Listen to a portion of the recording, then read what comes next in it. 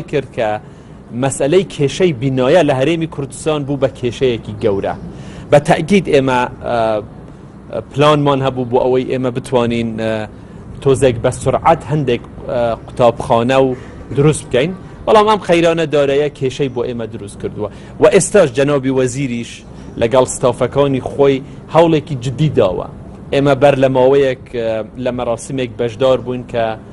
خێرخوازێک مەدرسەیەکی دروست کرد لە هەولێر و هەندێک مەدرسەی تریشی دروست کردووە پێشتر. ئێمە تەمەنۆ دەکەین هەر لێرەوە بانکێشتی ئەو بەڕێزانە دەکەم ئەوانەی کە ئیمکانیاتیشیان هەیە داوایان لێ دەکەم کە ئەم مەسەلەیە زیوە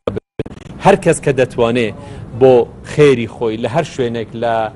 لە کوردستاندا بتوانێت قوتابخانە دروست بکاتن، دەست پێشخەری بکات و بێتە پێش بۆ ئەوەی ئێمە بتوانین بە یارمەتی ئەوان بتوانین ئەو کێشەی کە هەمانە کەمتری بکەینەوە. بەڵێ نمونەیەوە ئاسایشەی ئەوانەی زۆر گەڕاینەوە لە خوێندن بەڵێ ئەوەی ئەمڕۆ فعلەن ئەوەی کە نەوزادیش ئیشارەتی پێدا ئەمڕۆ بینیم، یعنی خەڵکێکی زۆر حتا ئەوانەی کە لە سلکی ئەمنی ئیشیان دەکرد لە کارەکانی تر هەمویان بینیم لێرە زۆر بەیان گەڕاونەتەوە بۆ ئەوەی خوێندن بخوێنن و بڵێن گوتم بۆ گوتیان بۆ ئەوەمانە دەمانەوێ شەهادە بەزەز بینن بۆ ئەوەی زیاتر خزمەت بکەین.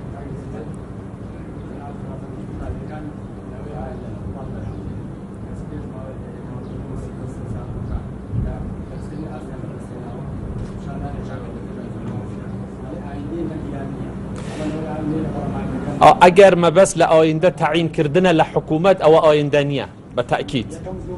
یەکە حتا یەکە بۆ دوام وسێمەکان بە شێوەیەکی گشتی مەسەلە ئێمە دەبێ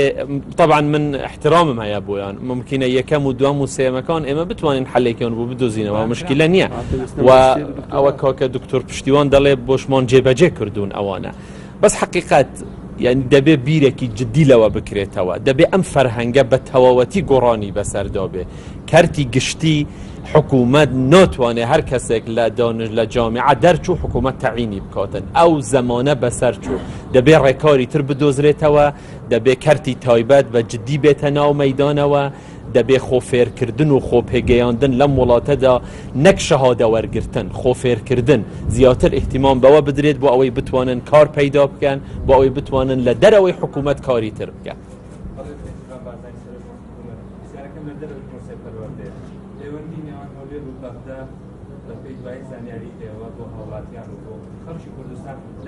لەگەڵ ئەو ڕێکەوتە سیاسیانە نێوان بڵێن